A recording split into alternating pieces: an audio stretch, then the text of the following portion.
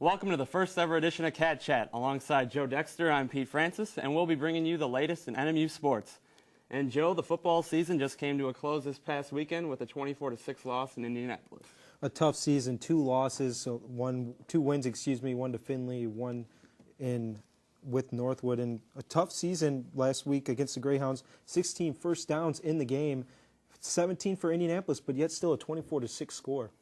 Yeah, it was a disappointing end of the season. Coming in, there were such high expectations for the team. Yeah, such high expectations, and you say that a Northwood's supposed to be better than what they really are, and that Northwood team really, they didn't end up being as well as people thought. So I think a lot of it has to do with that, high expectations, and you have a lot of injuries, guys like Mark Boussois going down to injury as well.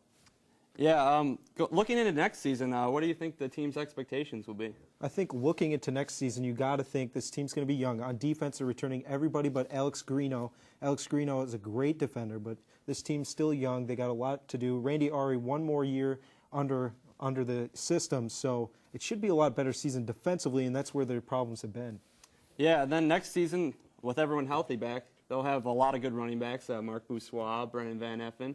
And then I think which will be really key is the return of Mo Williams. Yeah, you look at Mo Williams, a guy from Florida. He was a big part of that Northwood win. We never had him throughout the whole season. They didn't have that 1-2 rushing attack that a lot of teams look for in the GLIAC running team. Bernie Anderson, a running coach. It's going to be important next year.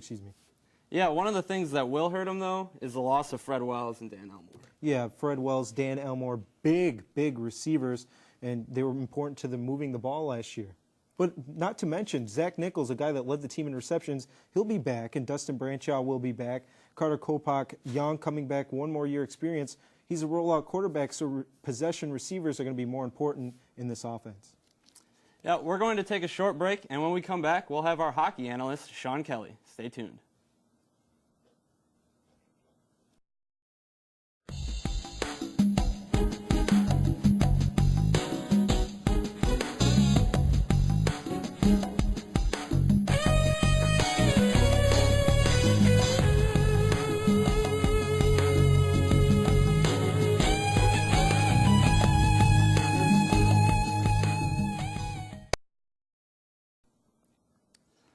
Welcome back. Now joining us is our version of Barry Melrose, Sean Kelly, to talk some NMU hockey.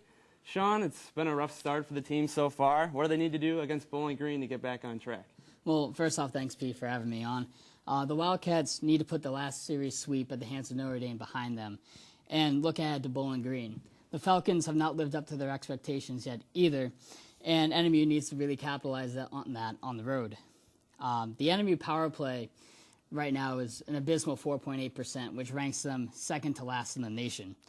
They have just 2 goals and 48 chances, and they really need to make clean passes and put the puck on the net. Heading into the season, Sean, expectations were high for this team, bringing back most of the players except for Matt Siddle. It's been a tough schedule to start. Is this kind of where you expected the team to be? Their expectations were kind of set high. The schedule was difficult to start the season with Michigan State, and Notre Dame, all teams that have been ranked in the top 15 in the country. NMU was able to pull out a victory against Michigan, and they've kept it close in many of their other games. But if NMU really wants to crack the elite status in the CCHA, they need to pull those wins out, and it's something that they haven't done so far. Yeah, what has the team been doing well so far, Sean? Well, first, you got to look at junior goaltender Brian Stewart. He's off to a great start again this year. He has the goals against well under 3 and a great save percentage, and he's kept them close in every game except the 5-0 loss to Duluth, Minnesota. And you really need a goalie that will allow you to stay in games late. Definitely. Which newcomer do you think has made the biggest impact so far? Well, you have to look at Andrew Chernowichin out of Alberta, Canada. He's a freshman, and he's tied with the team lead in goals right now with 3 and assists with 5. and he's no stranger to scoring. He posted 36 goals in 60 games in the Alberta Junior Hockey League. Quite impressive. So what do you think this team needs to do to make the NCAA tournament? Well, the NCAA tournament is a long ways away at this point. It starts in March. The Wildcats just need to focus on getting wins game by game, and it starts this week against Bowling Green. All right, well, we're going to take another break, and when we come back, Joe and I will preview the upcoming basketball season.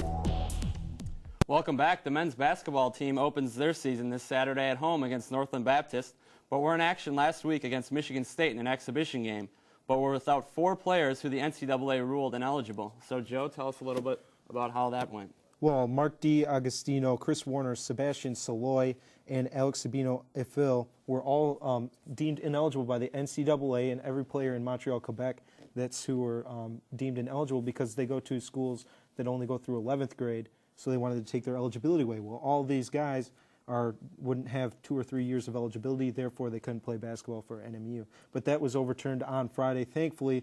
So all these guys, they said it was one of the toughest weeks of their life, and it was a tough situation that came out well. Well, it's definitely great news to have those guys back. Now that they have those guys back, Joe, it's time to make predictions. Where do you see NMU falling this year? I think we'll see them play really well in the GLIAC North. It's going to be a tough competition. Grand Valley comes back, only won last year, but they only returned 1 starter from last year's team. And then there's Ferris State. They have 4 starters returning, so they're going to be a very good team. So I think Northern will fall somewhere in the 3rd place in that conference in the north side. Yeah, I've also got Northern in 3rd place this year. The return of Chris Warner is going to be key. That's a big one. And then they've got 3 promising redshirt freshmen, Raymond McElroy, Jared Benson, and Eric Hawley. And the NMU coaching staff seems to be really excited about them. So I also have NMU for 3rd place in the North Division. Who do you think is going to be the newcomer of the year, Joe? I think it's going to be Montreal native Mark D'Agostino, the 6'7" forward. He's a Division I transfer. He knows how to rebound. He's big inside. For 6'7", he's going to hold his ground, and I've heard he has a soft touch from outside. So he's going to be a good combination, maybe the 6th man of the year. I'm going to go with another Division I transfer, but I'm going with Mark Renalique, the transfer from Chicago State. He had 24 points in his debut with NMU against Michigan State. He looked really good. He was a good threat from 3-point range. He's got a nice shot. At Chicago State, he played behind one of the top scorers in the NCAA, and David Holston. So he's got some experience. He's coming to NMU, and I think he's going to make a statement this year in the GLIAC. Who do you think is going to be the breakout player of the year? I think the breakout player of the year has to be Chris Warner, coming back for his junior season off a medical redshirt. This kid can play. He can drive to the hoop. He can score. He can dish it. He's going to take the place of Jake Sardini of last year, I think. Well, my breakout player for this year is going to be Raymond McElroy. He's going to back up Chris Warner this year at point guard. Redshirt freshman out of Milwaukee. Played from South Milwaukee High School. Played at some tough teams there, and 18 points versus Michigan State. So pretty good debut in his exhibition game.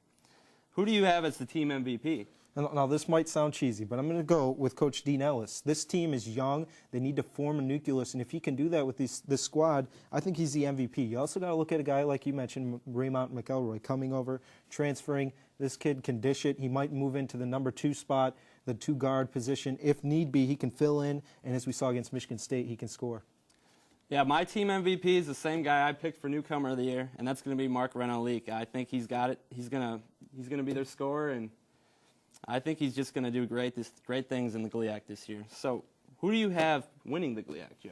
Yeah, it has to be the number 1 team in the nation. You look at Findlay. They go in last year. They upset Ohio State, a Big Ten team. And I think it's going to be a battle. Findlay's going to get back at Grand Valley State for beating them in the GLIAC tournament last year. Yeah, I'm going with Findlay as well. They bring back all 5 starters from the team that was in the Sweet 16 last year. As you mentioned, they beat Ohio State. So they're going to be tough to stop this year. Well, that's all the time we have for this week's show. Thanks for tuning in. Now we'll leave you with highlights from the volleyball team's game against Grand Valley State.